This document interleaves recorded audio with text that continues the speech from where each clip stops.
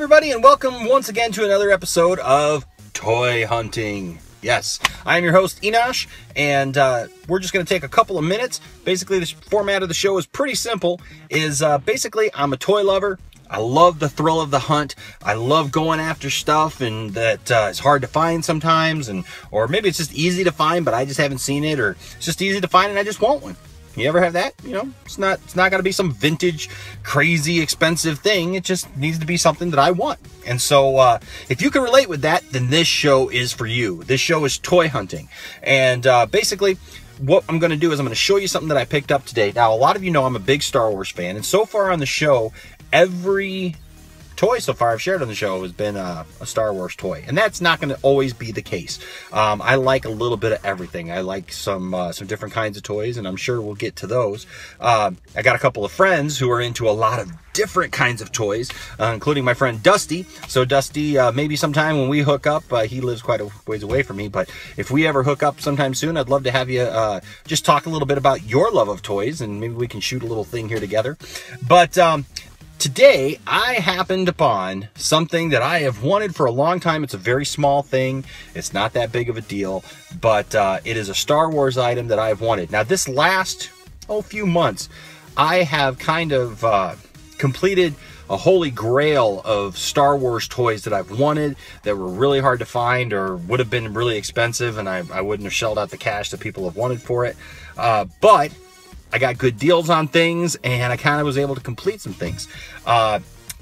This is one of those items that I've just wanted, just a small thing.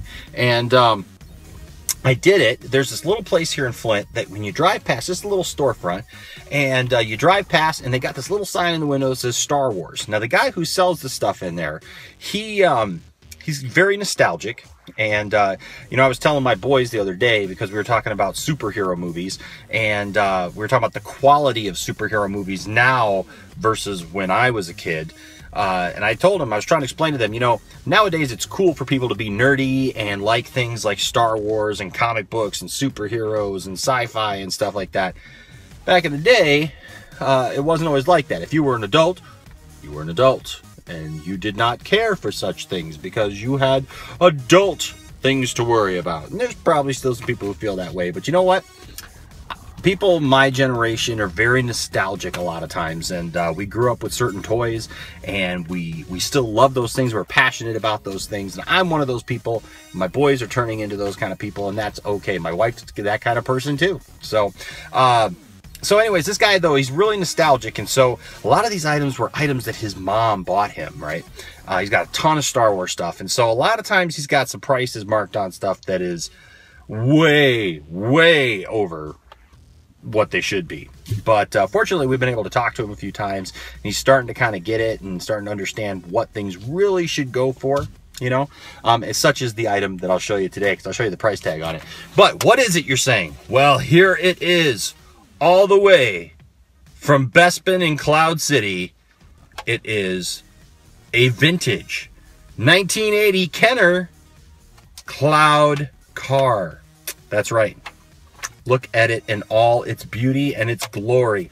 Now, I have wanted one of these for quite a while because I've got some things that this go with. I have the Bespin carbon freezing chamber that, you know, kind of goes along with this theme of The Empire Strikes Back. The Empire Strikes Back is my favorite movie of all time. I just think it's wonderful. I think it's great. I think it works on so many levels, not just because it's a Star Wars movie, but just as a movie, I think it's really great. And so this is a vehicle from that movie, and I've always wanted one, just never got around to buying one, never found one at a decent price that I was willing to pay for it. Now, look at this. See that price tag right there? That says $50 right there, $50. There is no way in this world or a galaxy far, far away that Enosh Fee would pay $50 for this toy, okay? No, I got it for much, much less than $50. And you should not pay anyone near that much for something like this. But sometimes people are nostalgic, and you know, that goes to show you too, sometimes people think that just because something is old, it's worth a lot of money, and that's not the case. I mean, this is old, this has been played with, and that's fine with me. I got to clean it up a little bit, it's got some dust on it, whatever, but once we do that, it'll make a nice display piece on my shelf in my new house. So anyways, I just wanted to share that with you today. Hey, if you are a toy hunter, or you like toys, or there's something that maybe you found lately, will you share that with me? Will you like my page, give me a thumbs up there on the video, and subscribe to my channel for more cool stories about toy hunting and the thrill of the hunt and the thrill of the purchase. So share your story with me, okay? In the meantime, thanks for tuning in, and we'll see you next time, and happy hunting. Bye-bye.